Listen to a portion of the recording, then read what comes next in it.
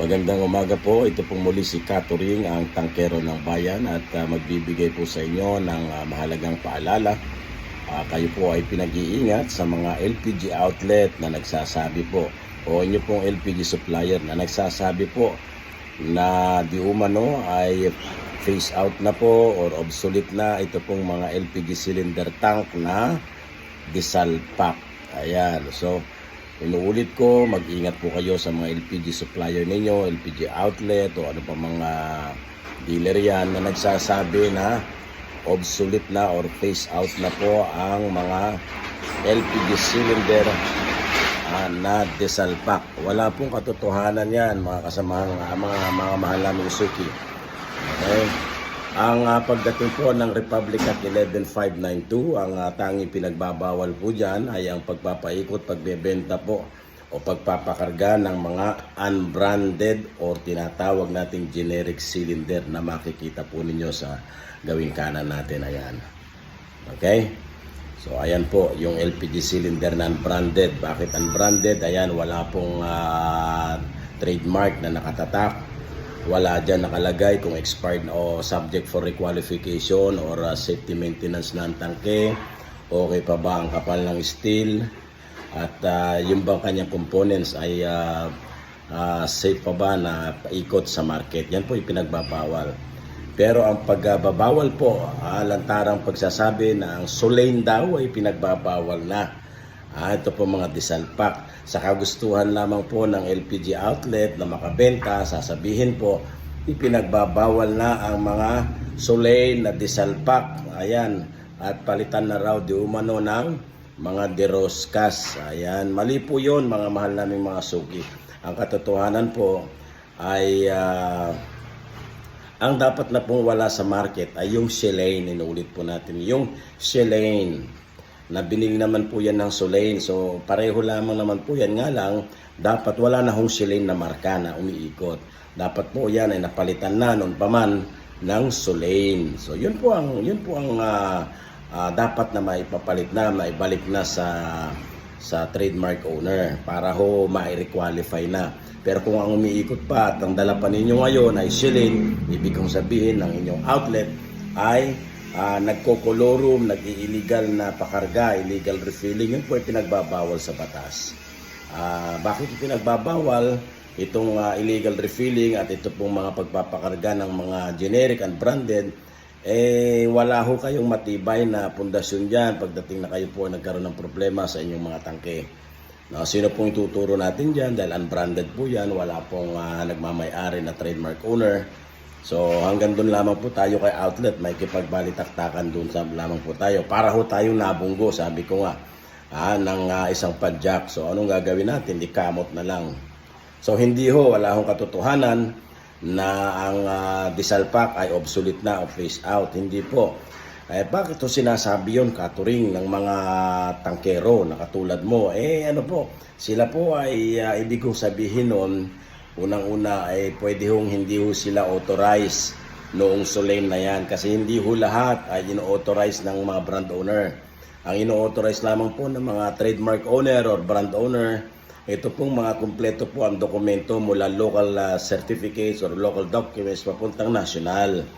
So meron na po mga lisensya ang mga dapat nagbebenta po ng LPG.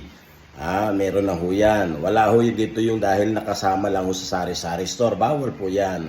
Dahil mahigpit po na pinagbabawal dahil na rin sa kanyang kalikasan na may kaakibat po itong peligro pagka ho ito ay nagkaroon ng issue. At siyempre alam mo naman yan, chemical pa rin po yan, gas po yan, masyadong flammable po yan. So kanya ho, yan ay separately dapat meron hong showroom yan. Kanya ho, pagka wala hong showroom yan, automatic na ho yan. Bawal po yan, illegal po yan. Ngayon, kung meron ho siya, pwede nyo hong bisitahin yung mga yan para makatiyak ho kayo ng inyong supplier ay legal po. No? So, tignan nyo lamang po yung mga QR code. Halimbawa may Solane kayo, bibentahan kayo ng Solane. Huwag kayong tatanggap na mga kung ano mga selyo na nakasalpak lang po dyan na ipapakita lang kunwari ng rider sa inyo sa harapan ninyo, and then mamaya tatanggalin agad, gagamitin kasi uli yun sa susunod na tangke. Mag-iingat po kayo dyan. Tignan nyo po ito, nasa gawing kanan ko. Ayan, ayan. Ayan po ang QR code. Ayan, makikita nyo, no? Yung Celio, may QR code po yan. Ayan po yung Solane legit. Hindi po nawawala ang Solane. Hindi po nawawala ang Solane. Ang wala po ay Selene. Ang wala po ay Selene. At hindi po, wala pong katotohanan na obsolete, phase out na po ang Desalpak. Meron po yan. Ibig lang sabihin, kaya ho pinipilit po kayo, kinukumbinsi ho kayo. Kasi nga ho, hindi ho sila authorized ng Solane o ano pa mang brand dyan like Petron. Dahil hindi ho lahat ay ino-authorize na yung mga yan. Kinakailangan ho, ay nagsasagawa rin po sila ng inspeksyon ng kanilang paglalagakan ng kanilang brand na tangke ay, nasa ayos. At legal din po yung outlet na kanilang i-authorize. Okay, so mag-iingat po kayo mga mahal naming mga suki. Marami hong mapagsamantala ng mga kasamahan namin sa industriya. Marami hong mag-iingat po kayo. Okay, so sa mga kasamahan namin tangkero, sa mga kasamahan kong tangkero, masarap na maghanap buhay po tayo nang hindi po tayo nanloloko ng kapwa. Wala naman hong problema na i-market natin yung pong ating mga tangke. Kung deroskas lamang po ang inyong binebenta, kung limited lamang po ang inyong binebenta, ayun po, ikumbinsi po ninyo. Ikumbinsi po ninyo, huwag po tayong manloloko ng kapwa kasi hindi ho maganda yan na uusad ka sa buhay dahil lamang sa panloloko. No? Huwag kang mawalan ng pag-asa. Aangat ka rin kapatid, dadami rin po ang sales mo nang huwag sisimulan sa panloloko. Hindi ho magandang tayo ay nanloloko ng mga suki dahil ang kasiraan ho niyan ay hindi lamang ho yung pangalan ng store nyo, kundi kasiraan ho yan ng kabuuang industriya. Kanya ho marami hong medyo hindi komportable, no? Dahil marami po talagang mga manloloko at mapagsamantala. Okay, so mga mahal nating tangkero, mga kasama kong tangkero, magsumikap lamang po tayo. At huwag tayong mawalan ng pag-asa sa buhay. Okay, so sa mga mahal naming mga suki na nagoyo, na loko, muli po kayo po ay aming pinag-iingat. Hindi po bawal ang Desalpak. Ang ipinagbabawal po ng batas, ito pong mga unbranded.